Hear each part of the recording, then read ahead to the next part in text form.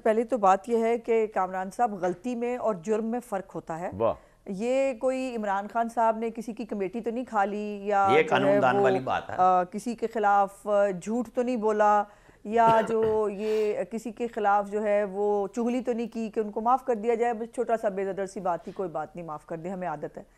उन्होंने जराइम किए हैं, उन जराइम को जो है वो किस तरह से माफ़ किया जा सकता है। मेरी बात पिछली दफ़ा अभी शायद कंप्लीट नहीं हो सकी, लेकिन इनके दौर में क्या क्या नहीं हुआ।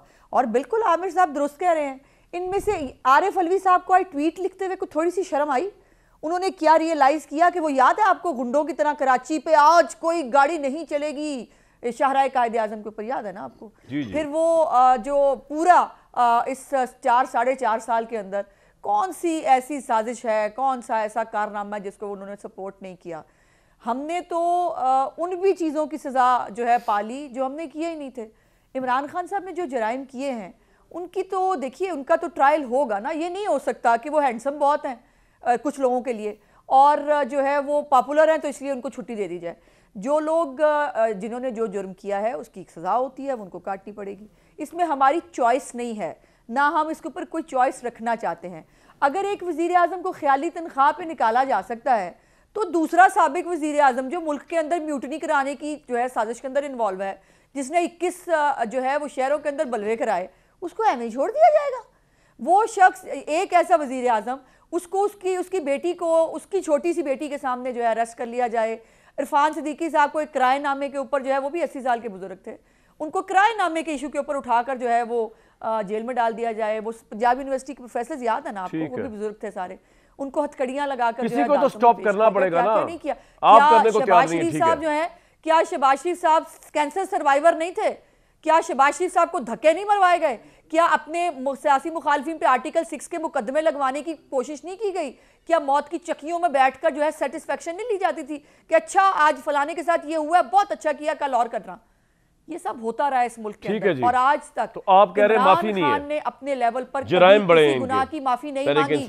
गुनाहों की माफी तो मांग ले, जुर्म की माफी तो चले बात की बात है, गुनाहों की तो मांग ले, माफी मांग ले। अवैध साहब, इमरान खान साहब को मैं जानता हूं पिछले 20 साल से गलबन, और उनके साथ इंटरेक्शंस 1 to 1 भी हुई, क्लोज इंटरेक्शंस भी हुई, पब्लिक इंटरेक्शंस भी हुई, मीडिया में इंटरेक्शंस भी हुई। मेरी अपनी एक राय उनके मुतालिक, मुझे लगता है कि उनकी ज़ात और अना जो है उससे बढ़ के कुछ भी नहीं है, और उनको अपनी ज़ात और अना के अंदर ये लगता है, वो ये नहीं कि वो समझते हैं कि ये अना है, उनको ये भी नहीं पता ये अना है। उनके नज़दीक जिसको मैं अना कह रहा हूँ, मेरी राय है, वो उनके लिए प्रिंसिपल स्टैंड है। और उस प्रिंसिपल स्टैंड में आप जो बातें फरमा रहे हैं या आरिफ अलवी साहब फरमा रहे हैं, मेरे ख्याल से इमरान खान अगर आज ये प्रोग्राम देख रहे होंगे, उनको सहूलत तो है उनको वहाँ पे, वो आपसे भी डिसएग्री कर रहे होंगे, अवैध साहब और आरिफ अलवी साहब से भी कर रहे होंगे। सुलह का कोई जवाब इन पॉलिटिशियन, वो सुलह एस्टैब्लिशमेंट के साथ कर सकते हैं।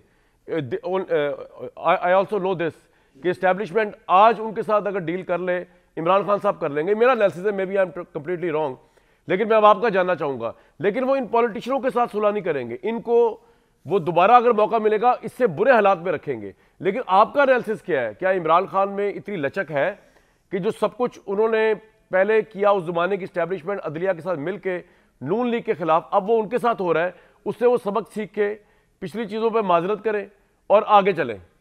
Your analysis sir of Imran Khan.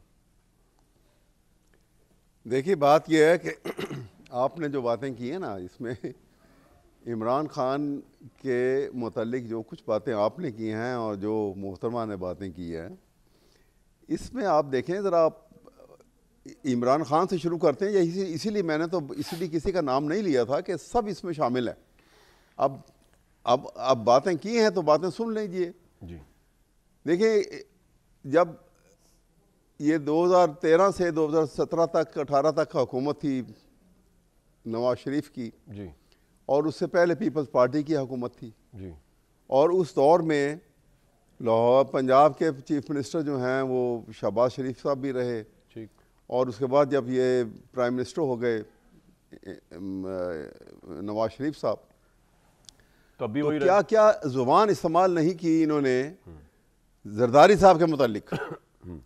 कोई उनका पेट फाड़ता था, कोई उनको गले में रस्सी बांध के उनको घसीटता था, कोई दौलत निकालता था उनके पेट से। फिर जिस वक्त वो बेनज़ीर की हुकूमत आई 88 की, और उस वक्त ये चीफ मिनिस्टर थे, उस वक्त की तकरीर निकाल के सुनिए ज़रा। बेनज़ीर को इंडिया के एजेंट कहते थे और वो राजीव गांधी के साथ मिलकर कॉन्स्पिरेसी कर रही थी पाकिस्तान के खिलाफ। ये तकरीर हैं, ये पब्लिकली जो उन्होंने की हुई है। वैसे अब चार्टर ऑफ डेमोक्रेसी के बाद तो प्रैक्टिकली दोनों पार्टियों ने एक दूसरे के खिलाफ कुछ भी नहीं किया ना। मुझे छोड़ें, forget about charter of democracy. बात तो यह है कि इनकी नीयतें क्या हैं। अच्छा, इनकी नीयतें देखें, इनकी खसरतें क्या हैं, इनकी नीयतें क्या हैं। पाकिस्तान की इस गरीब मुल्क के दौलत को निकाल के मुल्क को गरीब करके ये दो भाई अमीर हो गए। क्या क्या प्रॉपर्टी उठा के जाके बाहर बना ली इन्होंने। सुप्रीम कोर्ट के साथ क्या किया। कभी आप कहते हैं कि कोर कमांडर हाउस पे हमला हो गया। कोर कमांडर हाउस पे हमले से 100 गुना ज़्यादा ख़तरनाक और घिनौना हमला है जो सुप्रीम कोर्ट को पर इन्होंने रवा रखा था, नवाज शरीफ ने करवाया था। हिस्ट्री है, is a part of history. और उसके बाद वहाँ के जो चीफ जस्टिस थे उस वक्त सजाद अली शाह, उनको गिरफ्तार करने का प्लान किया था।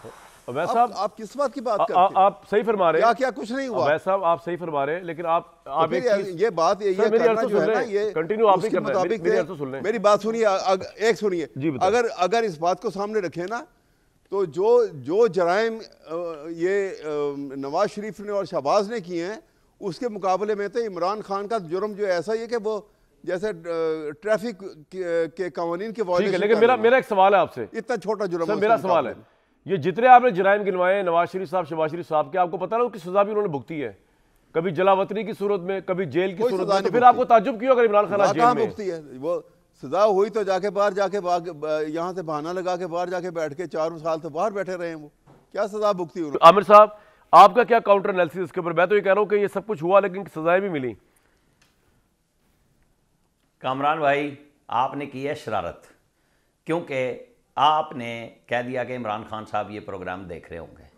अब अहमद अवैध साहब तो पहले वाले हिस्से से सारी बातों से पीछे हट गए। उन्होंने कहा अगर ये चेयरमैन ने देख ली तो मेरे तो पल्ले कुछ नहीं रहने का।